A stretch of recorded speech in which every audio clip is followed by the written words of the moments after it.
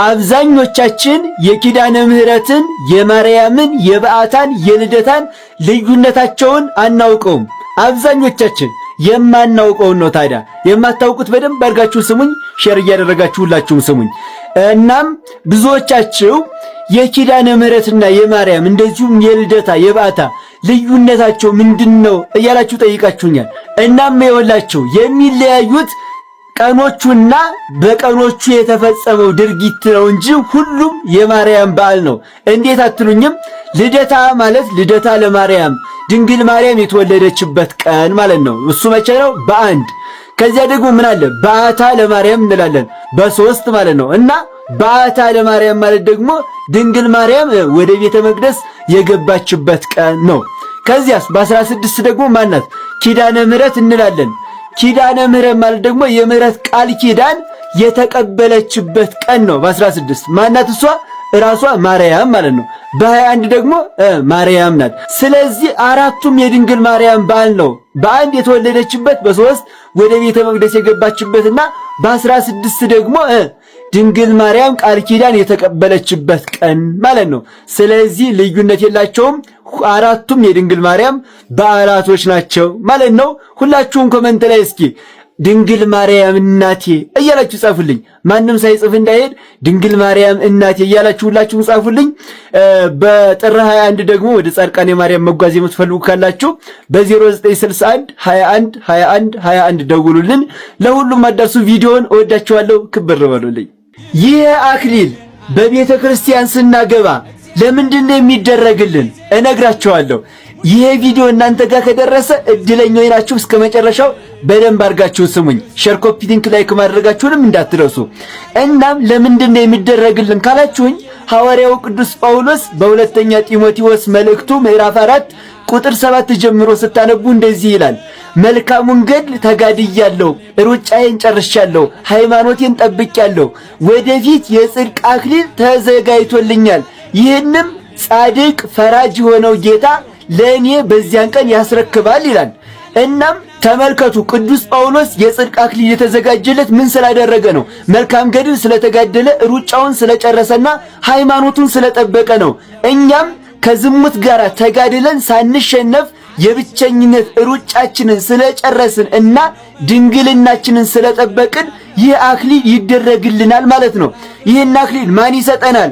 ጻድቅ ፈራጅ የሆነው ጌታ የመሰረታት ቅድስት ቤተ ክርስቲያን ይህን የክብር አክሊል ትሰጠናለች ማለት ነው። አንድ ሯጭ ሳይደክም ሩጫውን ካሸነፈ መጨረሻ ላይ ምን ይደረግለታል? ሽልማት አለው። እኛም በዝሙት ሳንደክም የብቸኝነት ሩጫችንን ካሸነፍን ማለት ነው እና ደግሞ ድንግልናችንን ከጠበቅን መጨረሻ ላይ ይህ የክብር አክሊል ሽልማት ይጠብቀናል ማለት ነው። እናም ይህ ቤተ ክርስቲያን በማሸነፋችን ምክንያት የምትሰጠን የክብር ሽልማት ነው፣ የክብር አክሊል ነው። ሁላችንም ለዚህ ክብር ያብቃን። እስኪ ሁላችሁም ኮመንት ላይ ለዚህ ክብር ያብቃኝ እያላችሁ ጻፉ። ታዲያ አደራ ቤቴን መተጫጫ እንዳታረጉት እሺ። እና ለዚህ ክብር ያብቃ እያላችሁ ኮመንት ላይ ጻፉልኝ። በሩጫ መካከል ደግሞ መንገድ ላይ የሆነ ነገር አደናቅፏችሁ የወደቃችሁ ደግሞ ተስፋ እንዳትቆርጡ በቁርባን ማግባት ትችላላችሁ ማለት ነው። ቪዲዮውን ሼርና ኮፒ ሊንክ፣ ላይክ፣ ሪፖስት እያደረጋችሁ ለሁሉም አዳርሱልኝ። ይሄ ቤት ይጠቅማችኋል። ሁላችሁም የመደመር ምልክቷን እየተጫናችሁ ፎሎ አድርጉት። እወዳችኋለሁ። ክብር በሉልኝ። ለዚህ ክብር ያብቃችሁ። ሰውን እያመናችሁ ለጉዳትና ለጸጸት የምትዳረጉ ሰዎች ሰው ምን እንደሆነ ላሳያችሁ። ተመልከቱ። ሉቃት ሰው ይሄ ነው። በዚህ ጋር ስትጠብቁት ወደዚህ ነው፣ በዚህ ስትጠብቁት ወደዚህ ነው። ሰው እንደ ሸምበቆ ነፋስ እንደሚያወዛውዘው ሸምበቆ ተወዛዋሽ ተገለባባጭ ነው። ስለዚህ በሰው አትታመኑ። ቅዱስ ያሬድ ዛሬ ለቅዱስ ቂርቆስ በደረሰው ድርሰቱ ላይ ምን እንደሚላችሁ ታውቃላችሁ? ክርስቶስ ተአመኑ በከመ ተአመኑ ቂርቆስ ወእሙ ክርስቶስ ተአመኑ። እናቱ ቅድስት ኢየሉጣና ቅዱስ ቂርቆስ ክርስቶስን እንደታመኑ እናንተም ክርስቶስን ተማመኑ፣ በክርስቶስ ተማመኑ ይላችኋል። ስለዚህ በሰው መተማመናችሁን አቁሙ ፕሊስ። በሰው መተማመን ይብቃችሁ። በክርስቶስ ብቻ ተማመኑ። በቃ ክርስቶስን ብቻ እመኑ። ከዚያ ውጪ ሰውን አትተማመኑ። ሰው ተገለባባጭ ነው። እንደዚህ ነው ዥዋዥው የሚሰራባችሁ። ከምሬ ነው የምነግራችሁ። ስለዚህ ቅዱስ ያሬድን ስሙት። ምን አላችሁ? ክርስቶሳ ተአመኑ ኢየሱሳ ተወከሉ። ክርስቶስን ታመኑ ኢየሱስን ታመኑ ነው የሚላችሁ። እኔ አይደለሁም ያልኩት ቅዱስ ያሬድ ነው። እስኪ ሁላችሁም ኮመንት ላይ እኔ በክርስቶስ እታመናለሁ እያላችሁ ጻፉልኝ። ሁላችሁም እኔ የምታመነው በክርስቶስ ነው እያላችሁ ሁላችሁም ጻፉልኝ። ቤቱ ይጠቅማችኋል። ይህን ቤት ሁላችሁም ፎሎ አድርጉት። ቪዲዮውን ደግሞ ለሁሉም ሼር እያደረጋችሁ አዳርሱት። እወዳችኋለሁ። ክብር ባሉልኝ። በስመ አብ ወወልድ ወመንፈስ ቅዱስ አሐዱ አምላክ። አባቶቻችን አምላክ እግዚአብሔር የተመሰገነ ይሁንና እኛ አባቶች ቀደም ብለው እንደገለጹት ከዋልባ ሰቋር ተነስተን ወደ ጎንደር በሰላም ገብተናልና ጎንደር እንደገባን የሎዛ ሚዲያ ባለቤት የሆኑት መምህር የማርያም ወርቅ ልጆቻቸውን ልከው በሚገባ ተቀብለውን የአበው አባቶች ስርዓት በሰሩት መሰረት እግራችን አጥበው በሚገባ ተቀብለውናልና እነሱ ተቀብለውን አሁን ጎንደር እንገኛለን። አሁን ደግሞ ቀጣይ ነገ ቅዳሜ 16 ጀምሮ 3ቱን ቀን በተከታታይ ያው በመምህር ዘመድኩን በቀለ ባለው በሚዲያ ሆኖ ፕሮግራም ይዘናልና ሁላችሁም በእሳቸው ቤት ሆናችሁ እንድታገዙ ስንል በትህትና እንጠይቃለን። ሰላም ሰላም ሰላም፣ እንዴት ናችሁ? እንግዲህ እንደሰማችሁት ነው አባቶቻችን ከዋልድባ ሰቋር ተነስተው ጎንደር ትላንት ምሽት ገብተዋል። በያዝነውም ቀጠሮ ሰዓቱ ደርሷል ማለት ነው። ልደትም አለፈ፣ በዓለ ጥምቀትም ቃና ዘገሊላም አልፏል። እንግዲህ ከነገ ቅዳሜ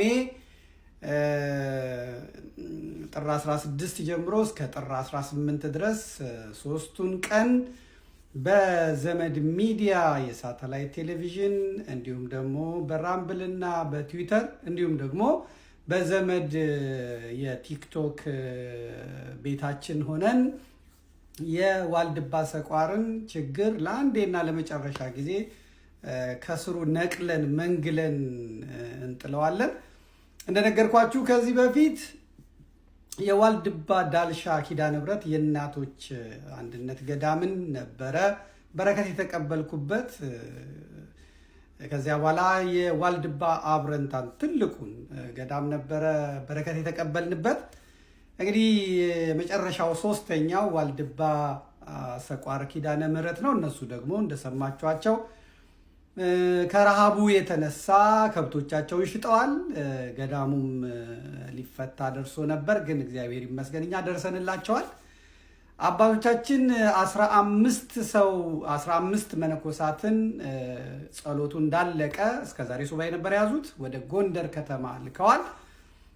ጎንደር እንደደረሱም እንግዲህ ሊያርፉ የነበረው እነሱ በጎንደር በዓታ ለማርያም እና በጎንደር ቅዱስ ቂርቆስ ገዳም መቃብር ቤቶች ነበረ ሊያርፉ የነበረው።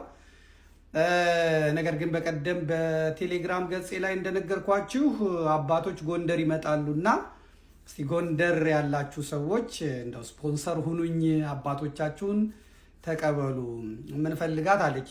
ጉባኤውን ስንጀምር 3ቱን ቀን አባቶች ተቀምጠው መጠየቅ አለባቸው፣ ማስረዳት አለባቸው፣ መመረቅ አለባቸው፣ መባረክ አለባቸው እና ዋይፋይ ያለው ትንሽ ሰፋ ያለች ክፍል ያለው ሰው በተለይ ደግሞ ጠንካራ ሆቴሎች ናቸውና ያሉት ቢገኝልን ብዬ ጠይቄ ነበር። እኔ እንደዚህ ደንግጬ አላቅም። ሁሌ እንደደነገጥኩ ነው፣ ግን በቀደም በጣም ነው የደነገጥኩት። ከጎንደር ብቻ ነበር ያልኩት። ከጎንደር ብቻ ከ600 ሰው በላይ ከጠፋ እኛ እንከፍላለን፣ ከጠፋ እኛ እንዲህ እናደርጋለን የሚለው በጣም ብዙ ነበረ። አንዱንም መያዝ አልቻልኩም። በኋላ ያው ትዝ ሲለኝ በጎንደር ይህን ስራ ሲሰራ የነበረ ባለፈው ትንሽ ቆንጠጥ አድርጌው የነበረው የማርያም ወርቅን ሜንሽን አድርጌው ስለነበረ እሱም ወዲያው በፍጥነት ደውሎ 1 2 3 ብለህ ቆጥረህ ንገረኝ ነው ያለው። እኔም ብዙ አይደለም ቀላል ነገር ነው። ቤቷንና ማታ ወደ መቃብር ቤታቸው ይመለሳሉ፣ ያችን ኢንተርኔቷን የምናገኝበትን ብዬው ነበር። እነሱ ከዚህ በሙሉ አሻሽለውት ሁሉንም እኛ እንፈልጋለን ብለው ሰው መድቦ የማርያም ወርቅ መምህር የማርያም ወርቅ የተመደበውም ሰው ደግሞ በጣም የሚገርም ልጅ ነው። ፋሲሎ ተሯሩጦ ስፖንሰር አግኝተዋል። ሆቴል ተገኝቷል። ዞብል የሚባል ሆቴል ባለቤት አባቶቼን አግኝቼ ነው ወይ የምን መቃብር ቤት ነው? ይሄው ሰፊ አዳራሽ አነጥፍላቸዋለሁ፣ ኢንተርኔቱንም አዘጋጃለሁ፣ እዚህ ሆነው ዓለምን ሀገርን ይባርኩ ብሎ በነፃ ሆቴሉን ለቆልናል። እኔ ቃላት ያጥሩኛል። ገና መኪና ልምን ነበር እዛ የሚያደርሳቸው እዚህ የሚያመጣቸው እነሱ አንድ ቦታ ተሰብስበዋል። ትላንትም ሲመጡ እንግዲህ ወጣቶች አስተናግዱ ብዬ ነበረ። የጎንደር ወጣቶች የማርያም ወርቅ ልጆች አባቶቻችንን እንዳያችኋችሁት እግራቸውን አጥበው ተንበርክከው አደግድገው በአበው ስርዓት መሰረት አበውን ተቀብለው ለጎንደርም በረከት ለኢትዮጵያም በረከት በመላው ዓለም ላይ ላለነውም ሰዎች በረከት ተቀብለውልናል። እኔም አብሬ አደግድጌ ጎንበስ ብዬ እንዳጠብኩ እግራቸውን እንደሳምኩ ይሁን ይደረግልኝ ብያለሁ። እናንተም እንደዛው ትላላችሁ። እንግዲህ የሚቀረን ነገ ስራው ነው።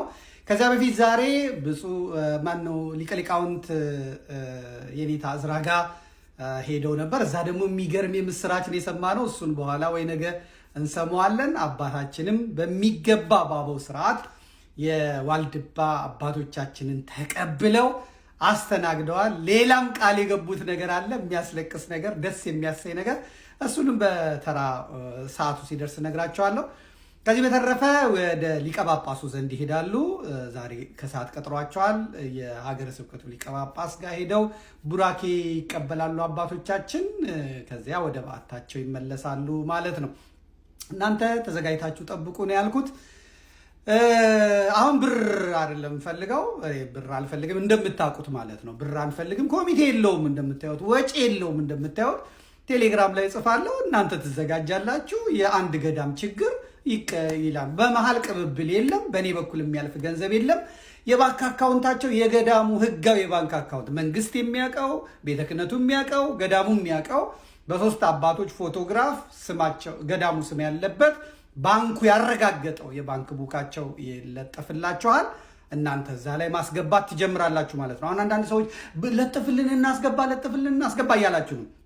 መጀመሪያ ሰው ነው የምንፈልገው። ብሩ ሞልቷል። ዓለም በሙሉ ብር ነው። ብር ወረቀት ማለት ነው። የሚያስፈልገው ሰው ነው። ያ ሰው ደግሞ በቅድስና የሚሰጥ ሰው ነው የሚያስፈልገው። አሁን ምንም ክርስትናው ለዛውን ያጣው ወዙን ያጣው ብሩን ብቻ እንጂ ብሩ እንዴት እንደሚመጣ አያስፈልግም። ስለዚህ ቁጥጥር አይደረግበትም። እኔ ግን እዛች ላይ ቁጥጥር አደርጋለሁ። እኔ 2 ብር ያላቸው በንጹህ ላባቸው ያገኙ ሰዎች፣ 1 ብር ያላቸው 10 100 ብር ያላቸው የነዛ ሰዎች ነው ስራ የሚሰራው። በንጹህ ላብ ያለው 2 ሚሊዮንም 10 ሚሊዮንም የሚሰጥ ሰው በላቡ ያገኘውን የሚሰጥ ሰው ይባረካል። ማጅራት መጥቶ በግልሙትና ሰው አግቶ ድሃ አስለቅሶ ከመሬት ተነስቶ ኢንቨስተር ነኝ ብሎ ያንን የደም ገንዘብ፣ ያን የኃጢአት ገንዘብ፣ ያንን የበደል ገንዘብ ይዞ መጥቶ በዚህ ጸድቅበታለሁ የሚለውን ሰው አልሰማውምም፣ አልመክረውም። መጀመሪያ ያስለቀሳቸውን ድሆች እንባቸውን ያብስ፣ ከዛ ወደ ገዳማት ይመጣል። አንዳንዱ እዚህ ድሃ አስለቅሶ እዛ ገዳም ሄዶ ብር በመስጠት ብልጥ ለመጫወት ይፈልጋል። በእግዚአብሔር ዘንድ እንዲህ የለም። ለእግዚአብሔር የሚቀርበው ንጹህ መስዋዕት ነው፣ በላብ የተገኘ። ምንም የሌላችሁ ሰዎች ደግሞ ያላቸው እንዲሰጡ መጸለይ፣ ያ ስጦታ ነው። ከሚሊዮን ብር በላይ የበለጠ ስጦታ ነው። የምሰጠው የለኝም ብላችሁ እንዳታስቡ፣ እንዳትጨነቁ። እንሰራዋለን። የሚሰራው እግዚአብሔር መንፈስ ቅዱስ ነው። ታዩታላችሁ እንዴት እንደምናደርግ ማለት ነው። ጉድለታቸውን በሙሉ እንሞላዋለን። በእውነትና በሐቅ እግዚአብሔርን ይዘን ወላዲት አምላክን ይዘን የአባቶቻችንን ጸሎት ተማምነን እንሄዳለን። ላልሰማ አሰሙ። ይህ መልእክት ላልደረሰው አዳርሱ። እንግዲህ አሁን ዛሬ በፖለቲካው የምትጣሉኛላችሁ፣ የምትጠሉኛላችሁ፣ የምትሰድቡኛላችሁ ምናምን። አሁን ዛሬ ሴስፋየር ነው የምትሉት ይሄ የእንትን የውጊያ ማቆም ስምምነት እናደርጋለን ማለት ነው። አሁን ትኩረታችንን ዋልድባ ላይ እናደርጋለን። በእኔ በኩል የሚመጣ የለም። ለዋልድባ ነው ገዳሙ ነው የሚገባው። ስለዚህ ሁላችሁም ተዘጋጅታችሁ ጠብቁ። በቤተሰብ በማህበር በቤተ ክርስቲያን ሆናችሁ ተዘጋጁ። የምንጀምረው ከበሬ ነው። የሸጧቸውን በሬዎች መልሰን ነው የምንገዛው። እስከ 50 ሺህ ብር መድብ ያለው ከሳ ያለውን ገዝተው ሊያደልቡ ይችላሉ። ስለዚህ አንድ በሬ ለመግዛት ተዘጋጁ። በጣም ቀላል ነው። $200፣ $300፣ $400 የሚያደርግ ሰው ይገዛል። እና ያን በልቦናችሁ ያዙ። ጀምሩ ሲባል ነው የምንጀምረው። እስከ ሰኞ ድረስ በዚህ ሁኔታ እንቀጥላለን። አብራችሁን ትቆያላችሁ። መልካም ጊዜ ይኖረናል ብዬ ተስፋ አደርጋለሁ። ከሁላችሁም ጋር ሰላም ሁኑልኝ ባላችሁበት። እግዚአብሔር ይስጥልኝ። እግዚአብሔር ከኛ ጋር ይሁን። መርሃ ግብራችንን የተሳካ ያድርግልን። የአባቶቻችን ጸሎት ይርዳን። አሜን። ስግደት ሁሉ ምንድን ነው? አምልኮ ነው ወይስ? ስግደትም አምልኮም ለአንድ ለእግዚአብሔር ብቻ ነው። ሌላው ከሰገድክ አምልኮ ነው፣ በቃ እያመለክ ነው። ወርሺፕ እንዲያደርጉ ነው የሚለው። በነገራችን ላይ እንዲሰግዱ የሚለውን ወርሺፕ ነው የሚለው። ለጌታ ለአምላክ ስገድ እርሱም ብቻ አምልክ ተብሎ ተጽፏል ይላል። አውዱ አልገባ ካለ ወይም አልረዳው ካለ በምሰጥ ጥቅስ ምናልባት ከተረዳ ብዬ ነው። ዮሐንስ ራእይን እስቲ ያውጣው። ራዕይ መጽሐፍ ምዕራፍ 3 ቁጥር 9 እነሆ አይሁድ ሳይሆኑ አይሁድ ነን የሚሉ ነገር ግን ከሚዋሹ ከሰይጣን ማህበር አንዳንዶችን እሰጥሃለሁ። እነሆ መጥተው በእግር ፊት ይሰግዱ ዘንድ እኔም እንደወደድኩ ያውቁ ዘንድ አደርጋቸዋለሁ ይላል። ለማን ነው እንዲሰግዱ የተባለው? ለቤተክርስቲያን መልአክ ነው የተጻፈው። ምንድነው የቤተክርስቲያን መልአክ? የቤተክርስቲያን መልአክ ነው። በዛን ጊዜ የቤተክርስቲያኗ መሪ ሜንሽን የሚያደርግ ይመስለኛል። ትክክል።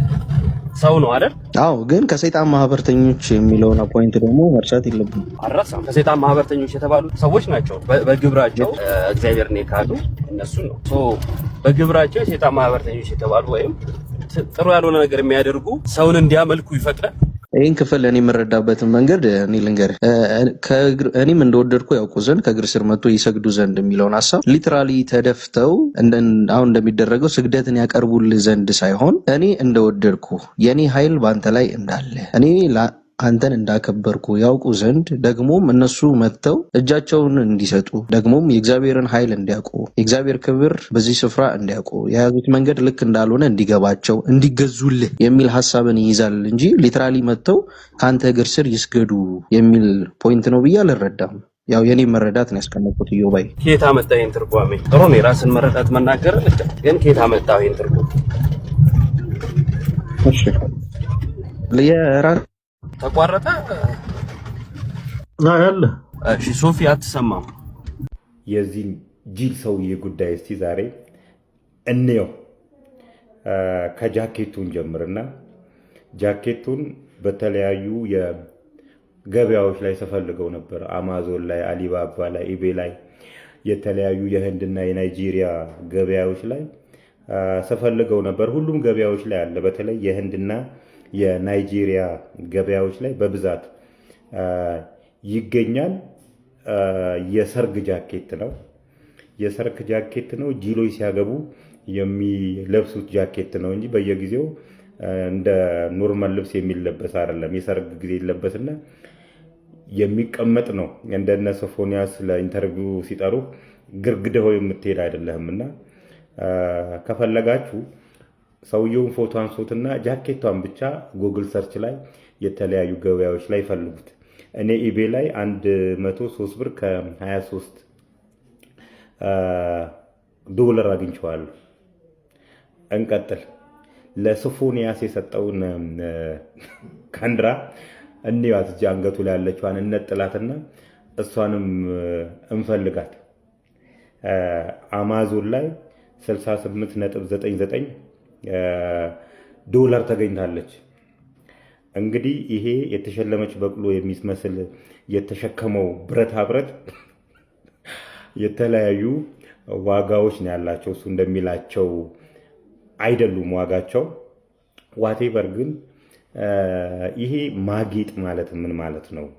ማጌጥና መሸከም፣ ወርቅን መሸከምና ማጌጥ ማለት ባይዚ ህግ አለው። ባይዚ ዝም ብለህ አግኝቻለሁ ብለህ እንደተሸለመች በቅሎ የተለያዩ ብረቶችን ተሸክሞ መሄድ አይቻልም። ከህገወጥ የማዕድን ዝውውር ጋር በተያያዘ ዋቴቨር ብረት መሸከም ይችላል። ምን እንጥበሰው እኛ ታዲያ?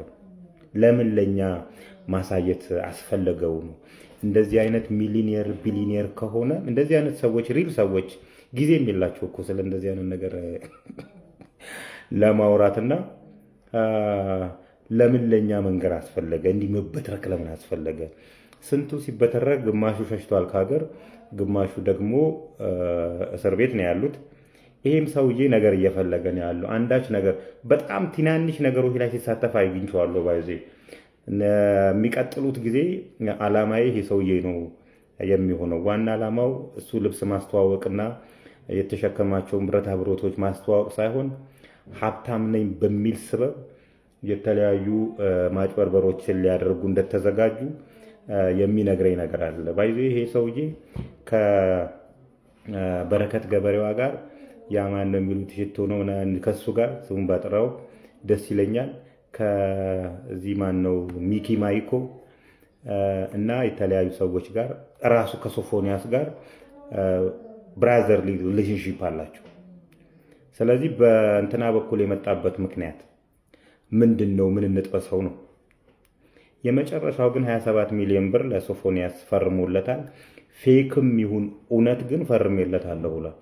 ስለዚህ ገቢዎች አሁን ስራ መስራት አለብን። ስጦታዎች፣ ሽልማቶች፣ የተለያዩ እንትኖች፣ ደሞዞች ግብር ይከፈላቸዋል። ዋቴቨር ስጦታዎች ግብር ይቀረጣሉ፣ ታክሰብል ናቸውና 27 ሚሊዮን ብር ሰጥቻለሁ ብሏልና የ27 ሚሊዮን ብሩን ግብር ገቢዎች ይኸው ጠይቅ እያልኩ ነው ያለሁት። በተጨማሪ እንደዚህ ሲሰክሱን ምስቲ በዚህ ዓመት የከፈልከው ግብር ብለን ብንጠይቀው ይሄ ሰውዬ በጣም እርግጠኛ ሆኜ ነው የምላችሁ ምንም አይነት ግብር አይኖረውም። ስለዚህ ከጀርባው የአሰባት ነገር አለችና እንከታተላለን፣ አንለቅህም። መተህ እንዲህ እንደተከራየኸው ቤት ጆሮአችን ላይ ማትጮህበትም